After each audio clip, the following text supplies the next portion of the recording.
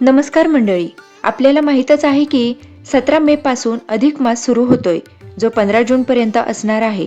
महिनाभराचा हा काळ आपल्यासाठी एक सुवर्ण संधी आहे. आपण बाहेरील दानधर्म तर करतोच, पण या 30 दिवसात एक दिवस असा काढा जो पूर्णपणे तुमच्या आईसाठी असेल. या महिन्यात कुणी दानधर्म करणार, कुणी उपवास करणार, तर कुणी तीर्थयात्रेला जाणार. पण या सगळ्यात एक खूप सुंदर आणि मनाला जवळची परंपरा म्हणजे आईची ओटी भरणे. तुम्हाला माहित आहे का की या अधिक मासातच आईची ओटी का भरायची? आपण तिला साडी चोळी तर कधी पण घेऊन देऊ शकतो, पण याच महिन्यात काय महत्त्व आहे? आज आपण याच विषयावरची माहिती पाहणार आहोत. बघा, आपण देवाला मानतो, त्याची पूजा करतो, पण आपल्या घरातच एक चालतं बोलतं दैवत असतं, ते म्हणजे आपली आई.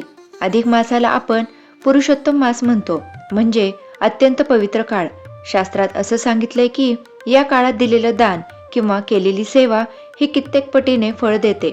पण मला सांगा, बाहेर जाऊन कुणाला तरी दान देण्यापेक्षा ज्या माऊलीने आपल्याला घडवलं तिची ओटी भरून तिच्या चेहऱ्यावरचा तो आनंद पाहणं हे सर्वात मोठं पुण्य नाही का? तो क्षण जेव्हा आईच्या डोळ्यात कौतुकाचे पाणी येतं, तेच खरं तर अधिक मासाचं फळ आहे. ओटी का भरावी? तर ओटी भरणे ही स्त्रीच्या सुहासिनीपणाचा आणि मातृत्वाचा सन्मान करण्याची पद्धत आहे. अधिक मासात आईची खणा नारळाने ओटी भरल्याने तिचं मन प्रसन्न होतं. आईच्या मनातून निघालेले आशीर्वाद हे मुलांच्या प्रगतीसाठी सर्वात मोठी कवच कुंडलं असतात. आई ही घराचं ऐश्वर्य असते. तिचं आदरातिथ्य केल्याने घरात लक्ष्मी प्रसन्न राहते असं मानलं जातं.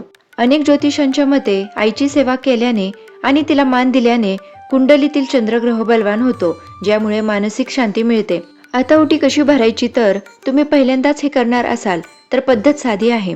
साडी, खण, नारळ, तांदूळ, हळद, कुंकू, बांगड्या आणि काही फळं. आईला पाटावर बसवून तिचे पाय धुवावेत. त्यानंतर तिच्या पदरात तांदूळ आणि खण नारळ ठेवून तिची ओटी भरावी. आईच्या पाया पडून तिचा आशीर्वाद घ्यावा.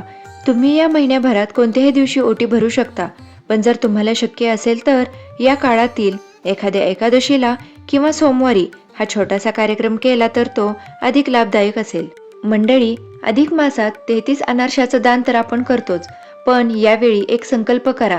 ज्या आईने आपल्याला वाढवलं तिच्या चेहऱ्यावर हसू फुलवण्यासाठी तिची ओटी नक्की भरा, कारण जगात आईसारखं दुसरं कोणतंच तीर्थ नाही. तुम्हाला हा व्हिडिओ कसा वाटला? तुम्ही तुमच्या आईसाठी या महिन्यात काय खास करणार आहात? आम्हाला कमेंटमध्ये नक्की सांगा. व्हिडिओ आवडला असेल तर लाईक करा आणि आपल्या मित्रपरिवारासोबत शेअर करायला विसरू नका. धन्यवाद.